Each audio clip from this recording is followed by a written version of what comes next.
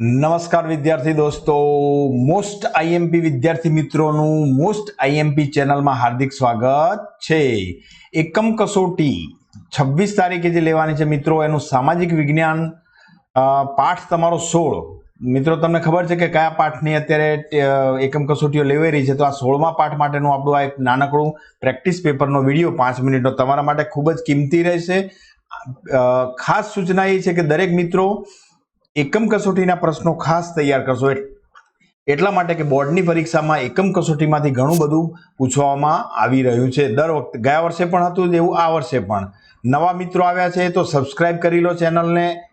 મિત્રો વિડીયો જોવે છે પણ સબસ્ક્રાઇબ કરતા નથી, તો મારે ખાસ આગ્રહ છે કે તમે સબસ્ક્રાઇબ કરી લો અને બેલ આઇકન જે છે એ દબાવી દો, જેથી વિડીયો જ્યારે તમને મળે ત્યારે ફટાક દઈને તમે એને 2-5 મિનિટમાં વિડીયોને આખો જોઈ શકો. આ બ્રહ્માસ્ત્ર જે છે ધોરણ 10નું, આખા ગૂગલ પ્લે સ્ટોરમાં ક્યાંય નહીં મળે એવું એપ્લિકેશન બિલકુલ ફ્રી છે, જે તમારા મોબાઈલમાં હોવું જ જોઈએ. જે મિત્રોને છે અત્યારે એ બહુ મોટી વાત છે, એમને ખાસ સૂચના કે બધાને શેર કરી દેજો અને વોટ્સઅપ ગ્રુપમાં જોડાવાનું ભૂલાય નહીં, જેથી કરીને અહીંયાથી જે કંઈ સૂચના અમારા તરફથી તમને મળે એ તમે લાઈવ તમે જોઈ શકો અને ફટાફટ એનો તમે ઉપયોગ કરી શકો. આ એપ્લિકેશન ડાઉનલોડ કરવા માટે ગૂગલ પ્લે સ્ટોર ખોલશો ત્યારે તમને આ ટાઈપનો આઇકોન જોવા મળશે અને આ વિડીયોની ડિસ્ક્રિપ્શનમાં તમને એની લિંક પણ હું તમને અહીંયા આપી દેવા માંગુ છું, જે મળશે એ લિંકમાંથી પણ પ્લે સ્ટોરમાં જઈ અને તમે ડાઉનલોડ કરી શકશો. અને લિંક ન હોય તો આ પ્રમાણે લખી દેવાનું STD10 book solution and papers, એટલે આ ટાઈપના સિમ્બોલવાળું આપણું એપ્લિકેશન તમારા મોબાઈલમાં હોવું જોઈએ. ચાલો ફટાફટ વિડીયો ચાલુ કરીએ. શું કહે છે ભાઈ મારા? દરેક વિધાનની નીચે આપેલા વિકલ્પમાંથી સાચો વિકલ્પ શોધીને ખાલી જગ્યાઓ પૂરવાની છે.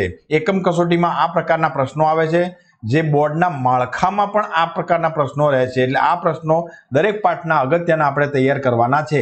એપ્લિકેશનની અંદર તમામ આઈએમપી પ્રશ્નો, મોસ્ટ આઈએમપી પ્રશ્નો અને બોર્ડના પેપરો દિવાળી પછી મૂકવાના છે. ઓકે, ચાલો ત્યારે પહેલો પ્રશ્નનો જવાબ હું હવે તમને જવાબ આપું છું કે જીનેવાની અંદર આનો જવાબ છે જીનેવા. કે આનું વડુ મથક ક્યાં છે? હુનું વડુ મથક સ્વિટ્ઝરલેન્ડના જીનેવા. જીનેવા શહેર મોટું છે, દિલ્હી જેટલું છે, અને આનું પાટનગર છે, સ્વિટ્ઝરલેન્ડનું પાટનગર છે. ઓકે, ચાલો બીજો પ્રશ્ન. હુ કે વિશ્વ વ્યાપાર સંગઠન, જેને ગુજરાતીમાં કહી શકાય ભેદભાવ વગર ખાલી જગ્યા વ્યાપારને પ્રોત્સાહન પૂરું પાડે છે, તો આંતરરાષ્ટ્રીય ઇન્ટરનેશનલ વ્યાપારને પ્રોત્સાહન પૂરું પાડે છે. ત્રીજો પ્રશ્ન. પર્યાવરણની સુરક્ષા માટે ઈસવીસન 1972માં સ્વીડનના ખાલી જગ્યા શહેરમાં પૃથ્વી પરિષદ યોજવામાં આવી હતી મિત્રો. તો પૃથ્વી પરિષદ સ્ટોકહોમ ખાતે યોજવામાં આવી હતી. સ્વીડનનું શહેર સ્ટોકહોમ લગભગ કલકત્તા જેટલું છે. ચાલો આગળ જઈએ. પર્યાવરણ જાગૃતિ અંગે ઈસવીસન ખાલી જગ્યા પરિષદ યોજવામાં આવી.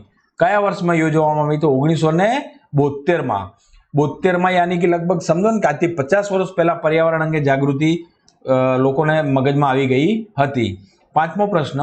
વિશ્વમાં ખાલી જગ્યાના દિવસને વિશ્વ પર્યાવરણ દિન તરીકે ઉજવવામાં આવે છે. આ મિત્રો આ મોસ્ટ આઈએમપી ક્વેશ્ચન યાદ રાખજો તમે, જેનો જવાબ છે 5 જૂન. 5 જૂન છે વિશ્વ પર્યાવરણ દિવસ અને 21 જૂન વિશ્વ યોગ દિવસ, જે ભારત તરફથી મૂકવામાં આવ્યો હતો પ્રપોઝલ. તો વિશ્વ યોગ દિવસ 21મી જૂન અને 5 જૂન વિશ્વ પર્યાવરણ દિવસ. આ માઇન્ડમાં સેટ કરી લો. છઠ્ઠો પ્રશ્ન. ઈસવીસન ખાલી જગ્યામાં ભારત સરકારે વાયુ પ્રદૂષણ નિયંત્રણ ધારો પસાર કર્યો. એનો જવાબ છે મિત્રો સી, 1981માં. ચાલો ત્યારે આગળના પ્રશ્નો તરફ જઈએ. શું કહે છે આગળનો પ્રશ્ન આપણો? પ્રશ્ન નંબર 2. વિધાનો ખરા કે ખોટા? આ બોર્ડની પરીક્ષામાં પણ આ પ્રશ્ન આવે છે. તો ચાલો, પહેલું વિધાન છે સાચું. ખાનગીકરણની ભારતીય અર્થતંત્ર પર મિશ્ર અસર થઈ, એ વિધાન કેવું છે? ખોટું. 1 જાન્યુઆરી 1995માં વિશ્વ વ્યાપાર સંગઠન WTO ની સ્થાપના કરવામાં આવી, એ વિધાન કેવું છે? સાચું. બરાબર. વિશ્વ વ્યાપાર સંગઠન WTO નું મુખ્ય મથક ઇટાલીના જીનેવા ખાતે રાખવામાં આવ્યું છે. આગળ આપણે જોઈ ગયા, ઇટાલી નહીં સાહેબ, જીનેવા ક્યાં છે? સ્વિટ્ઝરલેન્ડ. બરાબર છે. એ WHO નું છે, WTO નું અલગ જગ્યાએ છે. ચાલો, WTO ભેદભાવ વિના આંતરરાષ્ટ્રીય વ્યાપારને પ્રોત્સાહન પૂરું પાડે છે. 5મા નંબરનું બિલકુલ સાચી વાત છે. ચાલો આગળનો પ્રશ્ન 6 નંબરનો તમારી સ્ક્રીન પર. ઈસવીસન 1972માં સ્વીડનના સ્ટોકહોમ શહેરમાં પ્રથમ વખત પૃથ્વી પરિષદનું આયોજન થયું. આગળ આપણે આ પ્રશ્ન જોઈ ગયા, સાચી વાત છે. વિશ્વભરમાં 15 ઓગસ્ટના દિવસને પર્યાવરણ દિન તરીકે ઉજવવામાં આવે છે. બોલો, આનો હું જવાબ આપતો નથી. આ પ્રશ્નનો જવાબ તમારે મને કોમેન્ટ બોક્સમાં આપવાનો છે. આગળ આ જ વિડીયોમાં એનો આ પ્રશ્નને રિપીટ કરવામાં આવ્યો છે. 8મા નંબરનો પ્રશ્ન, ભારત સરકારે 1981માં વાયુ પ્રદૂષણ નિયંત્રણ ધારો પસાર કર્યો. બિલકુલ વાક્ય સાચું. દેશના અર્થતંત્રને વિશ્વના અર્થતંત્ર સાથે જોડવાની પ્રક્રિયા એટલે ઉદારીકરણ. ખોટી વાત છે. દેશના અર્થતંત્રને એને ઉદારીકરણ કહેવાતું નથી, અલગ પ્રકારનું એ રચના છે આર્થિક રીતે. આર્થિક ઉદારીકરણના પરિણામે દેશના વિદેશી દેવામાં ઘટાડો થયો. આ પણ વિધાન ખોટું. ચાલો આગળ વધીશું. હવે તો શું કહેવામાં આવે છે કે ભાઈ પ્રશ્નોના ટૂંકમાં જવાબ છે, સંક્ષિપ્ત ઉત્તરો આપવાના છે. કઈ નીતિના પરિણામે, કઈ નીતિ, પ્રિન્ટ મિસ્ટેક છે, કઈ નીતિના પરિણામે જાહેર ક્ષેત્રના એકમની કાર્યક્ષમતામાં સુધારો થયો છે? તો એ ખાનગીકરણની નીતિના કારણે.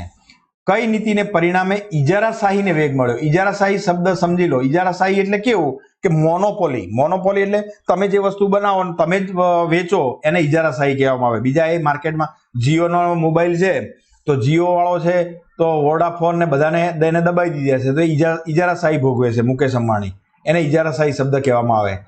તો કઈ નીતિ પરિણામ? તો ખાનગીકરણની નીતિને પરિણામે વેગ મળ્યો છે. ત્રીજો પ્રશ્નનો જવાબ છે કઈ નીતિને પરિણામે ભાવ વધારાની સમસ્યા સર્જાઈ? એમાં પણ ખાનગીકરણની. દેશના અર્થતંત્રને વિશ્વના અર્થતંત્ર સાથે જોડવાની પ્રક્રિયા એટલે શું? તો એને વૈશ્વિકરણ કહેવામાં આવે છે, એને ખાનગીકરણ કહેવાય નહીં. આ મિત્ર જવાબ તમારે યાદ રાખવાનો છે. કઈ નીતિને પરિણામે દેશમાં વિદેશી મૂડીરોકાણને પ્રોત્સાહન મળે છે? તો વૈશ્વિકરણની જે નીતિ છે એના કારણે મૂડીરોકાણને પ્રોત્સાહન મળે છે. ચાલો આવતા વિડીયોમાં આપણે બધા ફરી મળીશું. ત્યાં સુધી શું કહેવામાં આવે છે? ટાટા અને બાય બાય.